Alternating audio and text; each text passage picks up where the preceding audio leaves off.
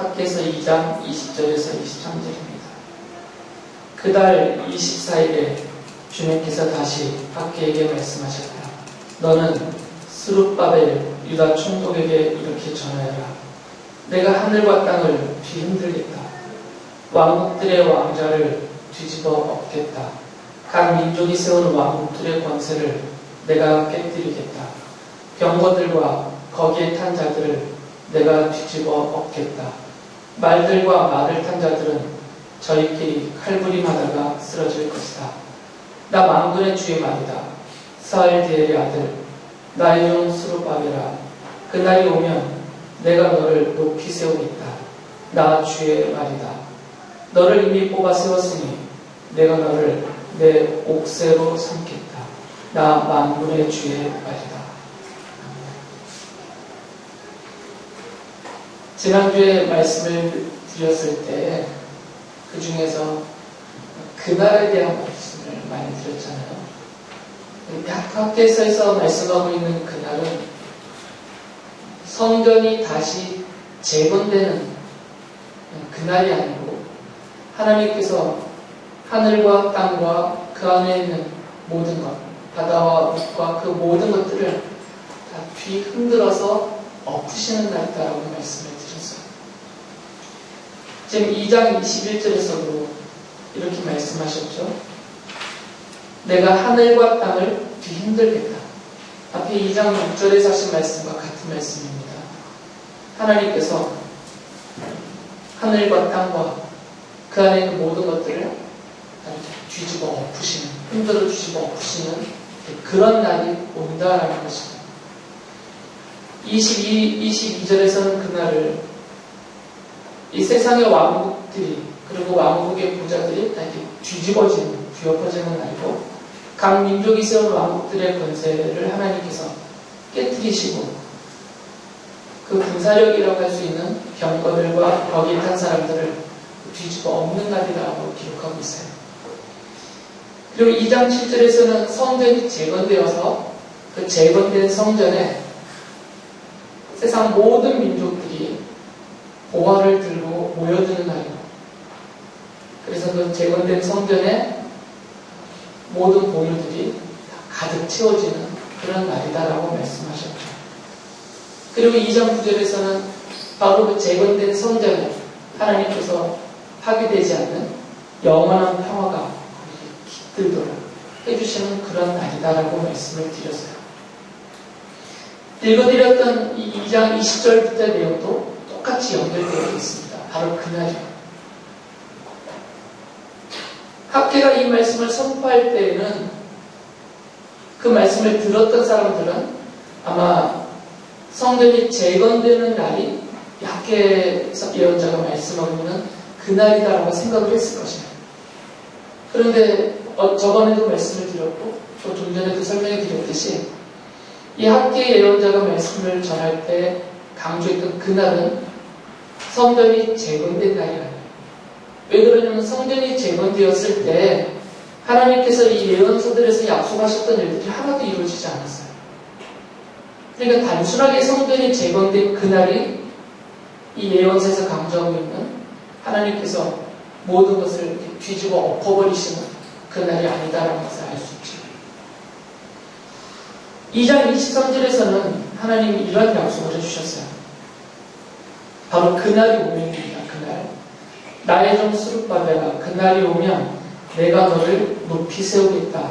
나 주의 말이다. 너를 이미 뽑아 세웠으니 내가 너를 내 옥새로 삼겠다라고 약속하셨어요. 이 스룹바벨을 그날이 오면 성전이 재건되는 날이 아니라 하나님이 이 온 우주 안에 있는 모든 것들을 다 뒤집어 엎어버리시는 그날이 오면 이 스룹바벨을 하나님께서 하나님의 옥새로 삼아주겠다라는 약속을 해주셨어요. 이 스룹바벨이라는 사람은 에스라기를 읽어보면 페르시아의 고레스가 바빌로니아를 정복한 다음에 그 고레스 왕 원년 첫해에 하나님께로부터 그가 일방적인 그런 말씀을 받았어요. 그것이 포로로 잡아왔던 유다 사람들을 다시 예루살렘으로 돌려보내서 그들로 하여금 하나님의 성전을 짓게 만들어라. 이런 명령을 받았어요. 그래서 고레스가 그 받은 명령대로 왕의 명령을 온 그 나라 땅 안에 다 반포를 했죠. 그래서 예루살렘으로 돌아가서 하나님의 성전을 재건하라 하고 왕의 명령을 내렸어요. 그래서 이 왕의 명령을 받고 나서 유다에서 예루살렘에서 포로로 끌려왔던 사람들이 다시 돌아갑니다. 그때 이 스룹바벨이 에스라기를 보면 에스라기 2장 64절에 그 숫자를 정확히 써놨어요. 42,360명을 이끌고 그 유다 예루살렘의 총독이라는 신분을 가지고 이 42,360명과 함께 예루살렘으로 돌아옵니다. 그리고 이 스룹바벨이 당시에 대제사장이었던 여호수아와 함께 백성들을 독려하고 또 학계 예언자 스가랴 예언자가 하나님의 말씀으로 그들을 책망하고 격려해서 성전을 다시 짓게 했던 그런 인물입니다. 그래서 이때 재건된 두 번째 성전이죠. 첫 번째 성전은 누가 지었죠? 네, 솔로몬이 지어서 그냥 솔로몬 편의상 솔로몬의 성전 이렇게 부릅니다. 솔로몬 성전. 이 두 번째 그 솔로몬 성전은 느부갓네살 때 완전히 파괴되고 없어버렸고 이 스룹바벨이 주도하여서 두 번째 성전을 지었기 때문에 편의상 그 성전을 스룹바벨 성전이라고 불러요. 제2성전이죠. 바로 그 스룹바벨이에요. 하나님께서 2장 23절에서 내 옥새로 삼겠다라고 약속해 주신 그 스룹바벨이 이 성전을 재건한 인물입니다. 개역 성경에서는 이 옥새를 아마 임장이라고 불렀을 거예요. 제가 그것까지 확인을 못 해봤는데. 그런데 이 세번역 성경에서는 하나님의 옥새다라고 번역을 했어요. 이렇게 임장 또는 옥새로 번역된 이 단어 히브리어는 호탐이라고 있거든요. 이 호탐이라는 이 단어는 왕이 자기의 이름으로 자신의 뜻을 이렇게 드러낼 때 찍는 도장이에요. 우리나라 조선시대 생각하면 쉬울 겁니다.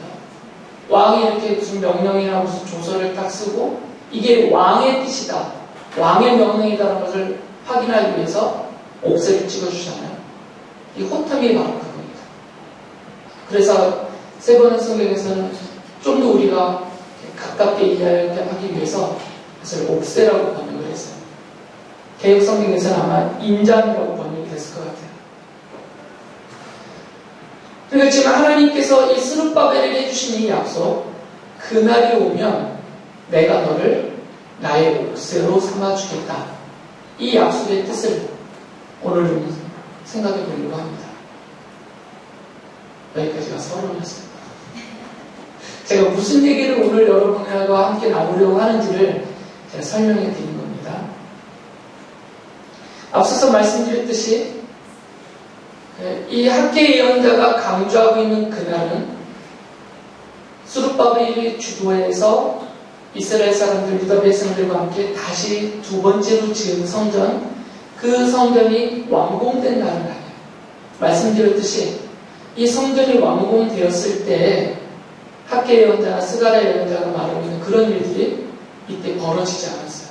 이루어지지 않았죠. 하나님의 약속이. 그러니까 하나님의 약속은 헛된 것이 없으니까 여기서 말씀하신 그날은 성전이 재건된 날이 아니다라는 것을 알 수가 있어요. 저번 주 설교 때 말씀드렸듯이 히브리서가 이 학계 예언서에서 말하고 있는 그날, 하나님께서 이 온 우주를 뒤집어 엎으시는 그날에 대해서 설명을 해주었어요. 다시 한번 읽어드리면 히브리서 12장 26절부터 27절에 이렇게 말씀하세요. 그때에는 그의 음성이 땅을 뒤흔들었지만 이번에는 그가 약속하시기를 내가 한 번 더 땅뿐만 아니라 하늘까지도 흔들겠다 하셨습니다. 이 한 번 더라는 말은 흔들리는 것들, 곧 피조물들을 없애버리는 것을 뜻합니다. 라고 설명을 해주셨죠. 그래서 이게 작은 따옴표로 내가 한 번 더 땅뿐만 아니라 하늘까지도 흔들겠다 이 말씀이 학개서 2장 6절 그리고 21절의 그 말씀이에요. 그러니까 히브리서를 기록하신 분은 학개의 예언자가 강조했던 바로 그날을 하나님께서 모든 피조물들을 없애버리시는 날이다 라고 설명을 해주었어요. 그래서 우리가 이해할 수가 있는 거죠. 이 학개에서 2장 6절과 21절에서 말하고 있는 바로 그날 하나님께서 하늘과 땅과 바다와 이 물 안에 있는 모든 것들을 다 뒤집어 엎어버리시는 바로 그날은 바로 그것들, 피조물들을 하나님이 없애버리시는 날이다 라고 우리가 이해할 수가 있습니다. 베드로 사도는 바로 이날 학개서에서 강조하고 있는 그날 히브리서에서 설명해 주신 하나님이 이 땅에 있는 모든 피조물들을 없애버리시는 그날을 주님의 날이라고 불러요. 그러면서 이렇게 말씀을 하셨어요. 베드로후서 3장 10절에 그러나 주님의 날은 도둑같이 올 것입니다. 그날의 하늘은 요란한 소리를 내면서 사라지고 원소들은 불에 녹아버리고 땅과 그 안에 있는 모든 일은 드러날 것입니다. 라고 말씀했어요. 그러니까 베드로 사도도 학개의 예언자가 말하고 있는 그날로 하나님께서 온 우주를 뒤집어 엎으시는 그날 히브리서가 말하고 있는 그 모든 것을 없애버리시는 그날이 바로 주님의 날인데 그 주님의 날이 오면 좀 더 구체적으로 말씀하셨죠. 베드로에서는 하늘은 요란한 소리를 낸다. 그러니까 온 우주가 진동한다는 것이죠. 그리고 이 온 우주를 구성하고 있는 원소들까지 작은 원소들까지 다 녹아 없어지는 날이다라는 거죠. 그러니까 단순히 어떤 사람들만 하나님이 심판하시는 것이 아니고 또 이 사람들, 인간들이 살고 있는 땅과 이 온 우주가 학개의 예언자가 예언하듯이 히브리서가 설명하듯이 이렇게 다 녹아서 없어지는 그런 날이다라고 말씀을 하고 있어요. 바울 사도도 이 같은 그날에 대해서 이렇게 말씀하셨어요. 데살로니가후서 1장 10절에서 그날에 주님께서 오시면 자기 성도들에게서 영광을 받으시고 모든 믿는 사람에게서 찬사를 받으실 것입니다. 여러분은 우리가 여러분에게 전한 증거를 믿었습니다라고 말해요. 바로 그날은 주님이 오시는 날이에요. 십자가에서 죽으시고 부활하신 후에 하늘로 올라가실 때 주님께서 약속하신 바로 그대로 주님이 다시 오시는 그날, 다시 말씀드리면 주님이 재림하시는 날, 바울 사도는 바로 그날을 주님이 재림하시는 날로 설명하고 있는 것입니다. 이 주님이 재림하시는 날 하나님의 백성들에게는 약속하신 구원과 영원한 생명과 하나님의 그 평화의 나라에서 영원토록 누리게 해주시는 평화를 받고 누리게 되는 날이다라는 것이에요.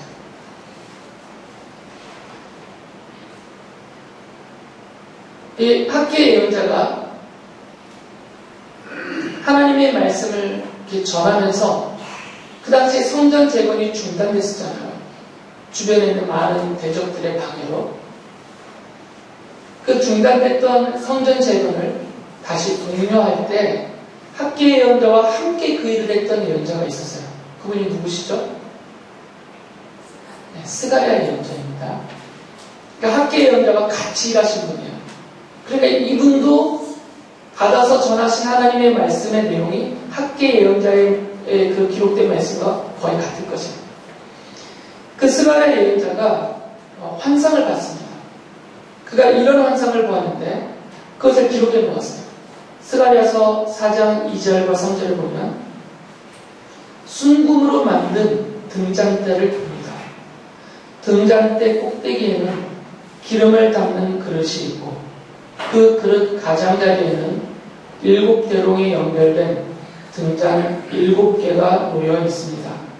등잔대 곁에는 올리브나무 2그루가 서 있는데 하나는 등잔대 오른쪽에 있고 다른 하나는 등잔대 왼쪽에 있습니다. 이게 스가랴 예언자가 본 환상이에요.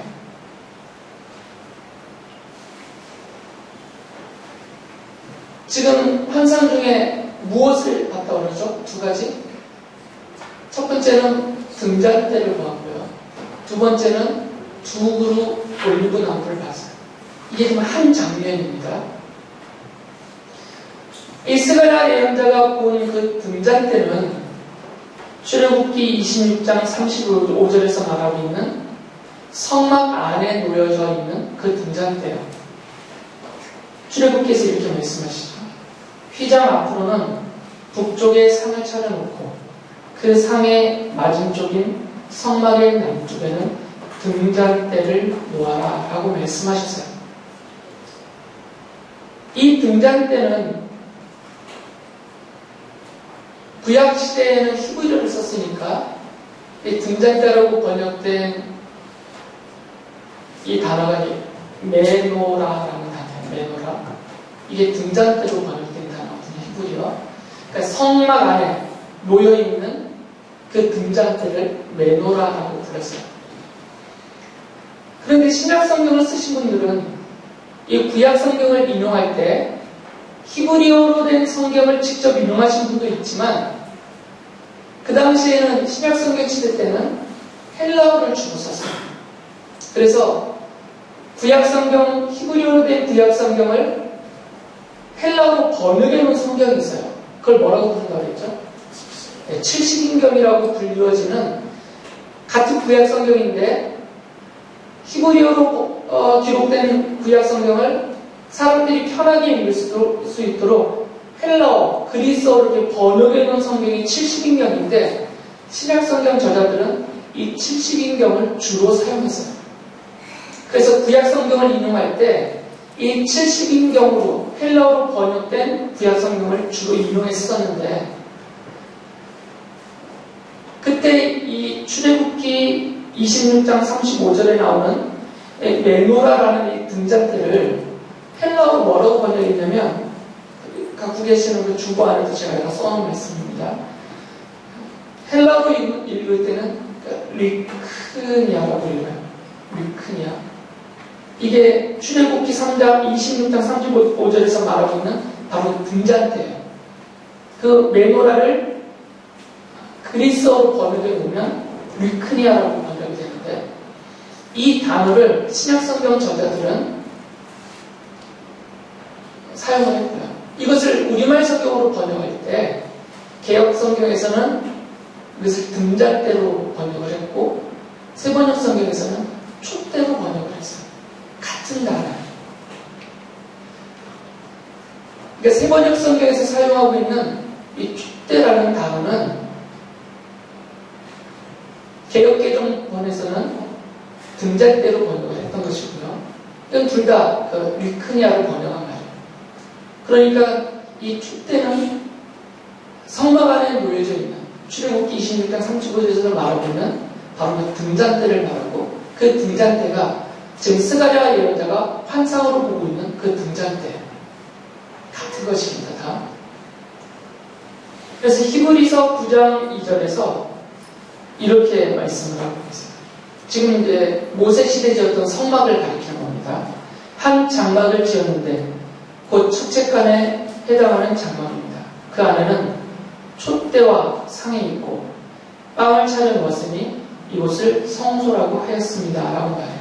여기서 말하는 이 촛대, 개역개정판에는 이것을 등잔대라고 써놨어요.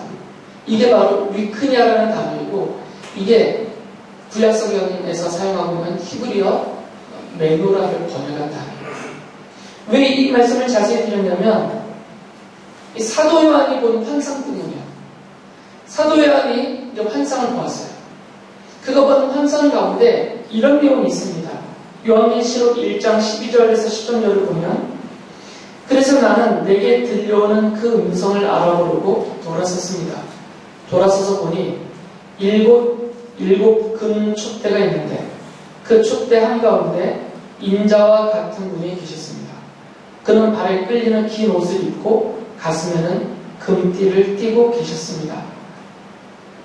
이 사도 요한이 본 환상 가운데 나타나는 이 촛대, 7개의 금 촛대, 이 촛대가 바로 류크니아이고요. 이게 성막 안에 있었던 그 등잔대를 말하는 것입니다. 스가랴 예언자가 본 바로 그 등잔대입니다. 환상 중에 사도 요한이 본 이분은 어떤 분이셨냐면 그 밑에 그 발에 끌리는 긴 옷을 입고 가슴에는 금띠를 띠고 계신 이분이 계속 본 환상 그 요한계시록 1장 16절을 보면 오른손에 7개의 별을 이렇게 쥐고 계신 분이에요. 그러면서 이 7개의 별을 쥐고 계신 이분이 그 7 등잔대, 그 촛대 사이를 거닐고 계시는 장면을 본 것이에요. 그래서 사도 요한이 솔직히 이게 무슨 뜻일까 모르잖아요. 그 뜻을 물었을 때 그 환상이 보여질 때 천사가 이 환상의 의미를 이렇게 설명을 해줬다라고 기록을 해놨어요. 그게 요한계시록 1장 20절의 내용입니다. 내가 본 내 오른손의 7별과 7 금 촛대의 비는 이러하다. 7별은 7 교회의 심부름꾼이요 7 촛대는 7 교회다라고 말씀하셨어요. 지금 사도행의 이 환상 중에 보고 있는 손에 7 별을 쥐시고 그 7 촛대 사이를 거니시고 있는 그분이 인자와 같은 분이라고 했는데 이 인자와 같은 분은 다니엘서의 예언을 받아서 메시아를 가리키는 관용합니다. 그러니까 메시아가 곧 예수 그리스도가 그 7별을 쥐고 계시는데 그분 손에 쥐어진 이 7별은 7 교회의 심부름꾼이라는 거죠. 그러니까 7 교회를 위해서 하나님의 뜻을 받들어서 하나님의 뜻을 펼쳐나가는 종들, 사역자들을 말하는 것이고요. 그리고 그 7 교회는, 7 촛대는 바로 인자가 거느리고 계시는 그 7 촛대는 7 교회다라고 말씀하셨어요. 그러면서 이 요한계시록에서는 2장부터는 그 7 교회를 쭉 열거를 하죠. 여기서 나타나는 7 교회는 터키 중남부에 주로 위치하고 있는데 그 특정한 지역에 있는 7 교회를 말하는 것이 아니라 세상 모든 교회를 대표하고 있는 상징적인 교회들입니다. 스가랴 예언자가 본 그 등잔대가 이렇게 연결이 되어진다는 말씀을 드리고 있는 것이에요. 왜 이 말씀을 드리냐면 스가랴 예언자가 본 그 등잔대가 교회다라는 것을 알아야만 그 등잔대 좌우에 세워져 있는 그 두 감람나무의 뜻을 이해할 수가 있기 때문이에요. 이 두 감람나무에 대해서 스가랴서 4장 14절에서 이렇게 설명을 해주세요. 그 두 올리브나무, 개역 성경에서는 감람나무라고 되어 있고 세번역 성경에서는 올리브나무라고 번역을 해놨는데 그 두 올리브나무는 온 세상을 다스리시는 주님을 섬기도록 주님께서 기름 부어서 거룩히 구별하신 두 사람이라고 설명해 주세요. 그러니까 이 등잔대 좌우에 올리브나무가 각각 한 그루씩 서 있는데 이 두 그루의 올리브나무는 하나님께서 기름 부어서 주님이 하시는 일을, 다스리는 일을 섬기도록 기름 부어 세우신 두 사람이다라는 거죠. 지금 이 다스리는 행위는 왕의 통치를 말합니다. 그러니까 하나님께서 왕으로서 누구를 다스리고 계시냐면 등잔대를 다스리고 있어요. 교회를 다스리고 계시는 거죠. 이 다스리시는 일을 섬기도록 세움받은 두 사람이니까 이 두 사람은 갖고 있는 신분이 뭐가 되어야 되겠어요? 교회를 위해서 하나님이 세 가지 일을 하시죠. 그러니까 한쪽은 선지자의 일, 예언자의 일을 하는 사람이고 한쪽은 제사장의 역할을 하는 사람이라는 거죠. 교회를 위해서 하나님이 이 세 가지 직분을 세워줬어요. 왕으로서 다스리고 선지자로서 그리고 제사장으로서 이 교회를 섬기는 그 직분을 세워주셨단 말이죠. 지금 스가랴 예언자가 보고 있는 이 예언은 바로 이것을 설명하고 있는 거죠. 하나님께서 교회를 통치하시고 다스리고 주관하시는 왕이신데 그 일을 섬기도록 제사장 직분과 예언자 직분을 하나님이 세우셔서 함께 그 일을 하게 하신다 그 말씀이에요.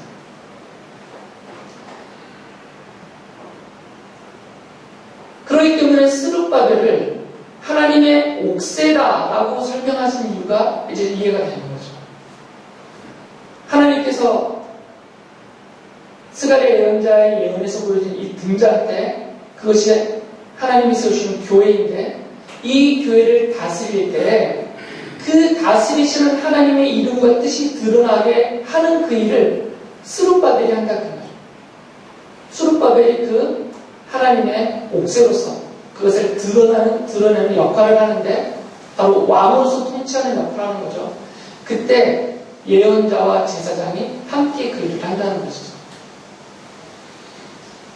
이 스룹바벨이라는 사람은 마태복음 1장 12절을 보면 예수님의 족보에 나오는 유다의 왕족입니다. 이렇게 기록이 되어 있죠. 예루살렘 주민이 바빌론으로 끌려간 뒤에 여고냐는 스알디엘을 낳고 스알디엘은 스룹바벨을 낳고 라고 되어 있어요. 메시아는 다윗의 후손으로 오시는 분이신데 이 스룹바벨이 그 다윗의 후손의 계보를 잇는 사람들 중에 한 분인 것입니다. 그래서 하나님이 이 다윗의 후손 중에 한 분인 스룹바벨을 하나님의 옥새로 삼아서 하나님의 교회인 등잔 때를 다스리는 그 일을 맡기셨다는 거죠. 그래서 이 스룹바벨은 다윗의 후손으로 오시고 교회를 왕으로서 예언자로서 제사장으로서 다스리시고 돌보고 계시는 예수 그리스도의 모형이다라는 것을 알 수가 있어요. 왜 그러냐면 스룹바벨이라는 사람은 성전을 재건한 후에 주어진 수명을 다하고 죽습니다. 그 스룹바벨 시대에 하나님이 학기 예언자와 스가랴 예언자를 통해서 말씀해 주신 그런 예언의 내용들이 하나도 이루어지지 않아요. 그러니까 스룹바벨은 하나님의 옥새 역할을 하지도 못했던 거죠. 성전만 재건하고 그의 수명을 다했으니까. 그러니까 이 스룹바벨이라는 이름은 상징적인 이름이라는 것이죠. 다윗의 후손으로 오셔서 스가랴 예언자의 환상 가운데 보여진 그 등잔대, 곧 교회와 이 세상을 통치하시는 메시아 곧 예수 그리스도의 모형, 다윗의 후손으로서의 모형이라는 것을 알 수가 있어요. 그렇기 때문에 하나님께서 그날이 오면 스룹바벨을 하나님의 옥새로 삼겠다고 하신 이 약속은 그날은 신약성경 시대에 기록하신 기록자들의 글을 보면 주님이 재림하시는 날이고 그날에 온 우주가 뒤엎어져서 하나님을 믿지 않고 거역하는 사람들에게는 심판과 그리고 하나님을 믿는 하나님의 백성들에게는 구원과 영생과 천국의 평화의 나라가 주어지는 바로 그날이에요. 주님이 재림하시는 날. 그러니까 그 하나님의 옥새로 약속되는 스룹바벨은 다윗의 후손으로 오시는 예수 그리스도의 모형이고 그렇다면 이 하나님의 옥새라는 약속은 예수 그리스도에게서 성취가 되는 것이죠. 그래서 다시 말씀드리면 예수 그리스도가 바로 하나님의 옥새다라는 것을 알 수가 있습니다. 예수님께서는 마태복음 28장 18절에 이런 말씀하셨어요. 나는 하늘과 땅의 모든 권세를 받았다. 하나님께로부터 받았다라고 말씀하셨어요. 모든 권세가 이 하늘과 땅과 그 안에 있는 모든 것들을 다스리는 권세가 예수님에게 있다는 것이에요. 그래서 그 예수님이 예루살렘으로 들어오실 때 예루살렘 사람들이 그 예수님을 보면서 이렇게 찬양을 했어요. 마태복음 21장 9절에 그것을 이렇게 설명하고 있는데 호산나 다윗의 자손께 복되시다. 주님의 이름으로 오시는 분 더없이 높은 곳에서 호산나. 이 주님은 하나님의 이름입니다. 그러니까 하나님의 이름으로 오시는 분 예수님을 그렇게 불렀어요. 그러니까 예수님께는 하나님의 이름이 있어요. 예수님께서는 하나님의 옥새로서 하나님의 뜻과 하나님의 이름을 드러내시는 일을 하셨다는 것이죠. 그것은 주님이 오시는 날, 그리고 예언서들의 예언대로 주님이 재림하시는 날, 바로 그날에 이루어질 하나님의 뜻이에요. 예수님께서 이 하나님의 뜻을, 그리고 하나님의 이름을 십자가에서 완전하게 다 드러내주셨습니다. 그 예수님을 믿는 자들에게는 약속하신 구원, 그리고 그 예수님을 거역하고 배척하는 사람들에게는 심판이에요. 이것이 하나님의 뜻이에요. 그것이 십자가에서 완전히 드러내게 하신 것이죠. 그래서 히브리서 7장 22절에서는 예수님을 가리켜서 이렇게 설명을 하고 있어요. 예수께서는 더 좋은 언약을 보증하시는 분이 되셨습니다. 예수님께서 보증이라는 거죠. 더 좋은 일은 하나님의 약속이에요. 그러니까 하나님의 약속이 반드시 이루어진다는 것을 보증하신 분이라는 거죠.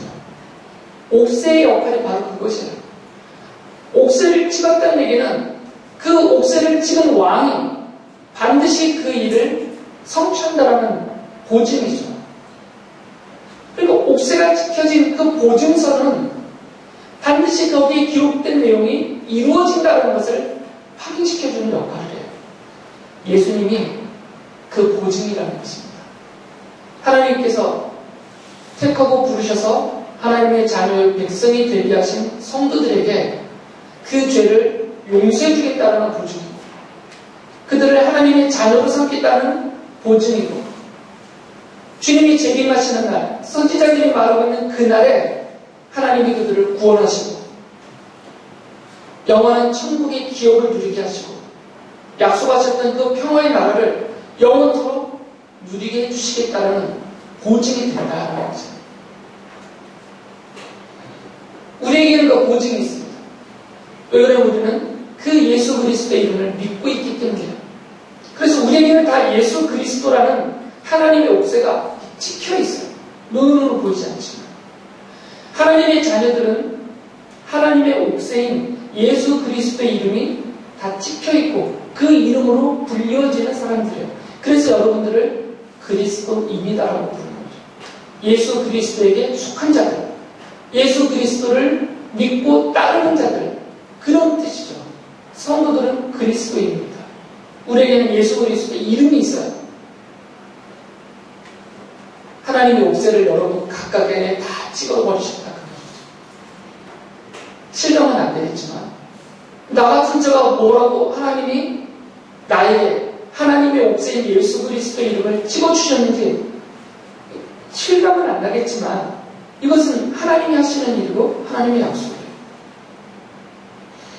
그리고 하나님이 이런 약속을 해주셨어요.